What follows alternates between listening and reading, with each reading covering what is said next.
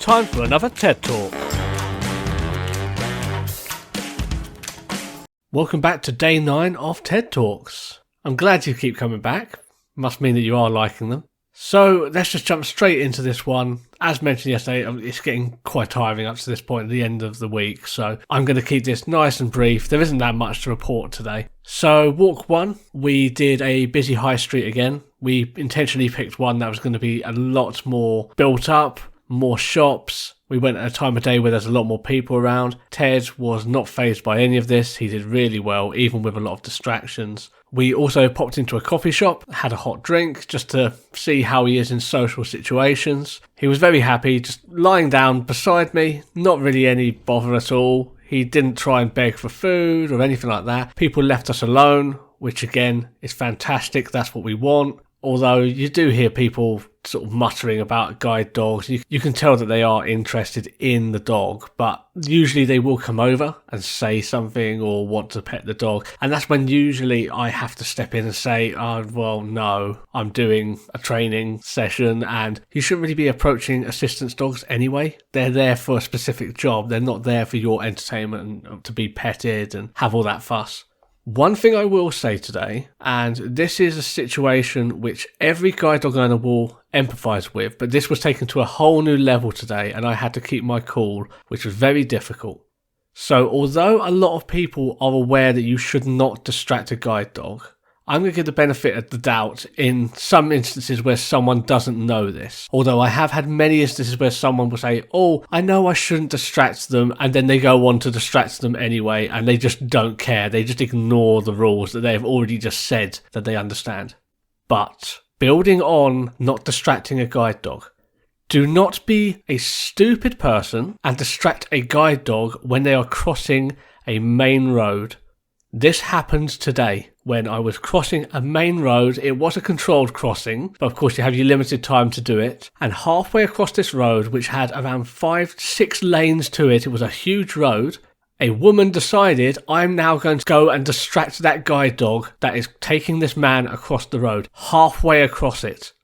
The instructor stepped in and was polite to that individual on this occasion. If it were me on my own, I probably would have been a little less nice about it. Distracting a guide dog is a big issue. Do not distract guide dogs or any assistance dogs.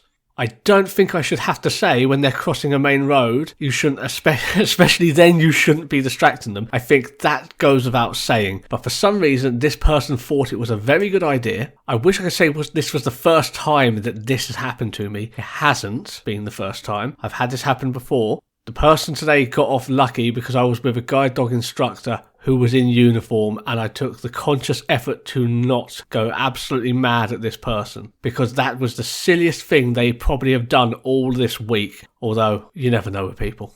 Anyway, the walk went really well. We just capped it off with a nice stroll back, went from the busy area just to a nice residential, nice and quiet. And Ted did really well.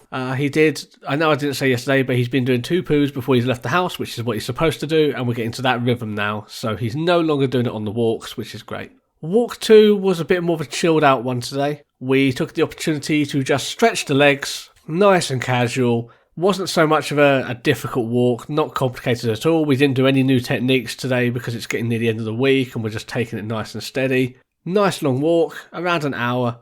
There were a few instances where Ted was a little bit too quick when trying to take me through a gap. On these instances, I just had to take him back and just reiterate that he has to slow down on these occasions. Not 100% his fault, he just wanted to get there. He's very eager, he wants to get to his destination. But there were a few situations where he was a little bit too quick. I brushed past a few things which, although I'm not really too fussed about, we have to set the standard now at the beginning so that going forwards he's not going to be rushing through situations where there could be potential harm.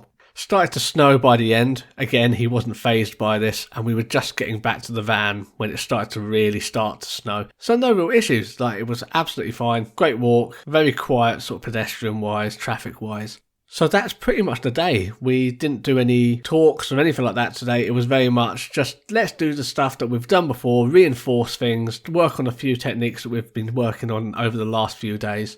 Tomorrow, I know there's going to be a lot involved, so I think that we are going to the city centre tomorrow, so it's going to be very busy. I think we're going to do some more buses. And potentially we're going to take Ted for a run. Depends on what the weather's like. I hope we don't get snow. But that should be a fantastic cap to the end of the week. So you can look forward to hearing that tomorrow. But for now, I will chat to you later. See ya. For more updates, videos and photos, join us on Instagram at Wes and Ted's Excellent Adventures.